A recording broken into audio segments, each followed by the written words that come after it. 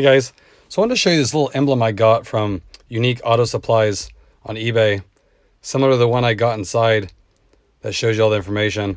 He was able to make this custom HFP badge that I thought looks pretty neat. I'm going to put on the engine cover to replace the stock emblem that comes on it, the Earth Dreams one. So let me show you exactly what I have planned here for this one. So guys, you see this one, the Earth Dreams emblem. I want to replace it with this. I had to make it the exact same size, so it's got to fit right in this little cutout that it has. I thought it's nice just to give it a little touch. If you guys want a custom badge, definitely check him out. He can make pretty much anything. If you guys have your own certain logo you can have on there, just adds that little touch, you know. And I never really cared for the Earth Dreams emblem to begin with. Not like a lot of people are going to see this, but all you have to do, take this off, put double-sided tape on. It's only held on with some tape, and then tape this one on. Pretty basic. So let me go ahead and switch that over and I'll show you what it looks like.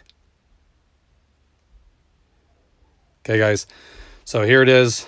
Nothing spectacular, I know, but just that little touch. I just put some extra thin double-sided tape. I didn't use a thick foam tape because it just raises it a lot.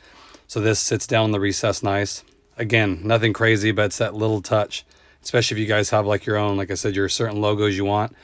It just personalizes it. Okay, so definitely check him out. Like I said, he can make anything. Just message him with what logo you want or what you want to say, and he can make it. And just measure the size, and he cuts it to size.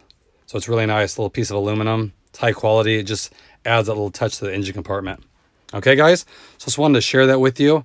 Again, it's nice putting these little touches on it just to personalize your ride. Okay? Hope everyone's doing good. I'll catch you guys on the next one. Thanks, everyone.